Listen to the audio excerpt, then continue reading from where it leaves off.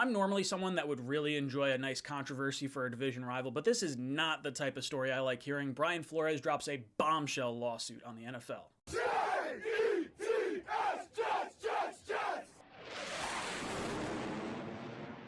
All right, welcome in. My name's Ryan. I'll be your pilot. If you're new here, hit that subscribe button. If you've been here before, welcome back. I love having you here. Boys and girls, this is a bombshell of a lawsuit from Brian Flores alleging that there is illegal hiring practices going on in the NFL, as well as pay to lose contracts and things of that nature going on. So I'll try to unpack it as best I can, and we'll try to dive into it. Basically, Flores is suing the Dolphins, Broncos, and Giants for illegal hiring practices and racial discrimination. So the Broncos lawsuit is from, or not the Broncos lawsuit, the Broncos incident is from 2019 during that hiring period where Flores was interviewed. He's claiming that the executives for the Broncos showed up late to the meeting and they seemed disinterested, things of that nature. Might be harder to prove that. The Broncos are saying that's not true. They have documents of some sort with notes and things of that nature. Then he goes to Miami, where Ross winds up asking him to take $100,000 per loss and winds up trying to get Flores to meet with Tom Brady while he's under contract with the Patriots out on Ross's yacht to try and get him to go to Miami. And then this time around, after being fired from the Dolphins and going on interviews, he winds up getting text messages from Bill Belichick, who thinks he's texting Brian Daboll, congratulating him on the Giants job, while Brian Flores has an interview for Thursday, but this text goes through on like Tuesday, so Flores has an interview, but the job's already been secured by Daboll. So I guess let me kind of go through it little by little. I do think that the $100,000 for a loss is an interesting piece of this whole puzzle that is, I don't want to say it's going to be overlooked because it's a really, really big accusation, because a league that's trying to get in bed with FanDuel and DraftKings and gambling sponsors, casinos, things of that nature, to have something that could be considered rigging or fixing of games is a serious, serious allegation that I think is not going away anytime soon. But it's interesting to kind of see how that happens. So if he's offering $100,000 for losses, you're basically asking Flores to look worse as a head coach by getting losses, will financially incentivize you.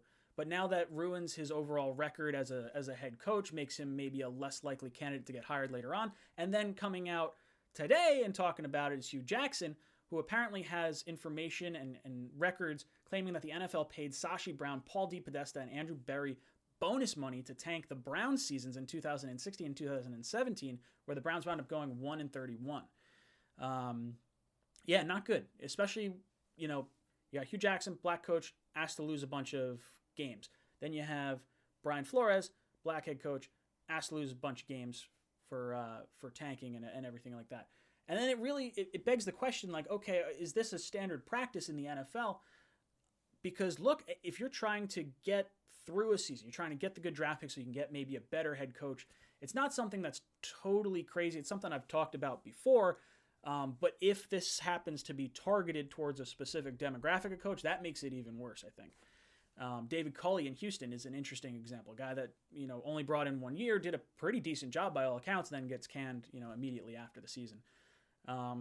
So there's going to be a lot of questions coming out. I think, especially after hearing everything coming out of the Gruden records and the emails, and the NFL not releasing all the Snyder emails, is a little questionable. I would have liked to have seen all those come out. So I do think this is probably bringing light to a lot of things going on in the NFL in general. Now, in terms of the Giants and the racism side of things, I think the Rooney Rule says you have to interview, for those of you that don't know, the Rooney Rule basically means you have to interview minority head coaches before you can make a final selection on your head coaching candidate, basically allowing other people and demographics the ability to move up the coaching ranks.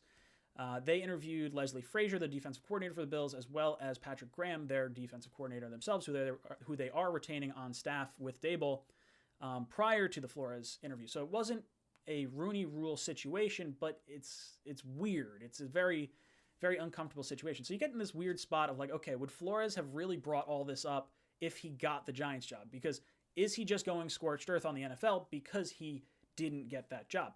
I think he's probably doing it because he was fed up over the course of a long period of time, and then having a guy that he admires in Bill Belichick kind of shoot. I don't want to say Belichick shot him down, but Belichick did the oops that caused this all to kind of fall into motion.